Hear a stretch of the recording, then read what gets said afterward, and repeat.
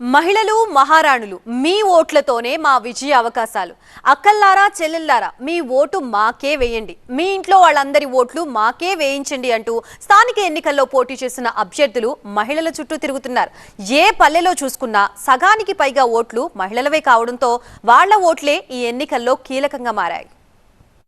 ఉమ్మడి మెదక్ జిల్లాలో మహిళలే అధికం. జిల్లాలో మొత్తం ఓటర్లు 19,23,442 మంది ఉండగా అందులో 9,81,756 మంది మహిళలే. అంటే పురుష ఓటర్ల కంటే మహిళలు 40,000 మంది అధికం. స్థానిక ఎన్నికల్లో అభ్యర్థులు గెలవాలంటే వీళ్లే కీలకం. వీళ్లను ప్రసన్నం చేసుకుని ఓట్లు వేయించుకునేందుకు అన్ని ప్రయత్నాలు చేస్తున్నారు అభ్యర్థులు.